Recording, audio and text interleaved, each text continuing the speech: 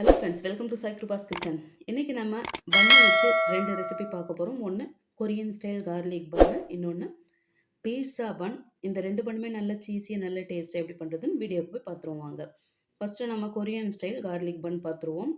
இந்த சைஸில் பன் உங்களுக்கு எத்தனை பீஸ் வேணுமோ அத்தனை பீஸ் எடுத்துக்கோங்க. நான் 5 பீஸ் எடுத்திருக்கேன்.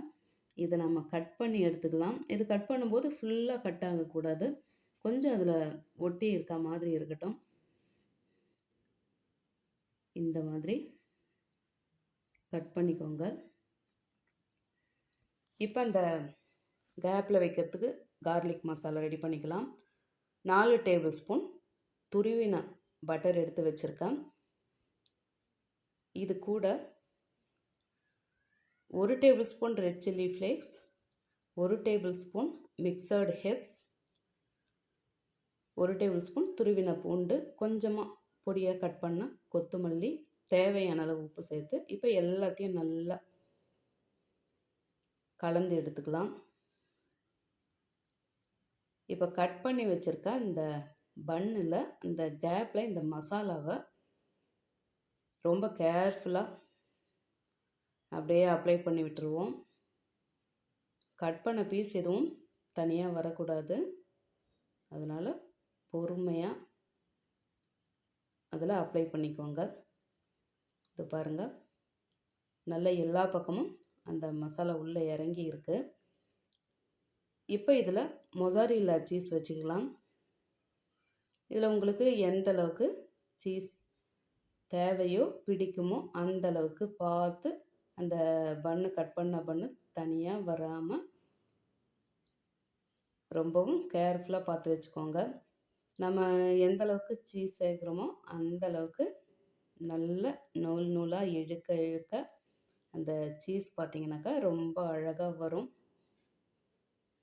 இந்த மாதிரி கட் பண்ணி வச்சுருக்க அந்த கேப் எல்லாத்துலேயும் சீஸை நல்லா அழுத்தி விட்டு ஒரு முறை அப்படியே ஒன்றா சேர்த்து வச்சுக்கலாம். அப்போ வந்து அது பிரிஞ்சு வராது.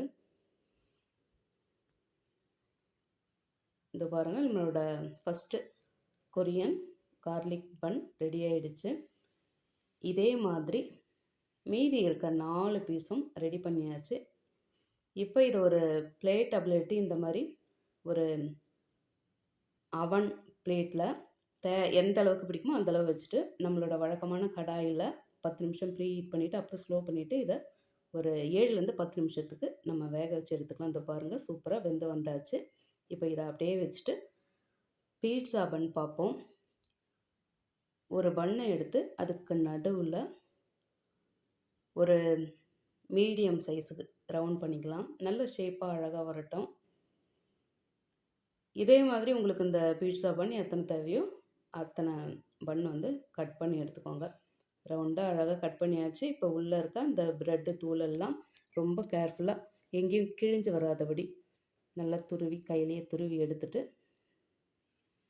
எடுத்தாச்சு. அழகாக பவுல் மாதிரி இருக்குது. இதே மாதிரி நான் 4 பீஸ் ரெடி பண்ணி வச்சுருக்கேன். ஃபில்லிங் ரெடி பண்ணிக்கலாம். 2 டேபிள் ஸ்பூன் பொடியாக கட் பண்ண வெங்காயம், 1/4 கப்பு பொடியாக கட் பண்ண தக்காளி, 1/2 கப்பு ஸ்வீட் கார்ன், 1/2 கப்பு பொடியாக கட் பண்ண க்ரீன் கேப்சிகம், மசாலா பன்னீர் பொடி பொடியாக கட் பண்ணது 1/2 cup, 1 tablespoon chilli flakes, 1 tablespoon pizza seasoning, mozzarella cheese 1 cup, தேவையான அளவு உப்பு சேர்த்தாச்சு, 1 spoon pizza sauce, 1 spoon mayonnaise சேர்த்தாச்சு. இப்போ எல்லாத்தையும் நல்லா மிக்ஸ் பண்ணி விட்டுக்கலாம். இந்த பன்னீரில் சேர்க்குற மசாலா அவங்க விருப்பத்துக்கு தகுந்த மாதிரி சும்மா 2 பிஞ்ச் சேர்த்துக்கோங்க. இப்போ நம்ம துருவி எடுத்து வச்சுருக்க அந்த பன்னில் ஒரு ஸ்பூன் அளவுக்கு இந்த பீட்சா சாஸ் சேர்த்து நல்லா இந்த மாதிரி நல்லா சுற்றி அப்ளை பண்ணிவிட்டு இப்போ கொஞ்சம் கொஞ்சமாக அதில் மொசாரில்லா சீஸ் சேர்த்துட்டு நம்மளோட ஃபில்லிங்ஸ் எந்த அளவுக்கு தேவையோ அந்த அளவுக்கு வச்சு நல்லா ப்ரெஸ் பண்ணி விட்டுக்கலாம். அவ்வளோதான், எல்லாத்துலேயும் வச்சாச்சு. ஒரு முறை அழுத்தி விட்டு திரும்பவும் மேலே கொஞ்சமாக மொசாரில்லா சீஸ் வச்சு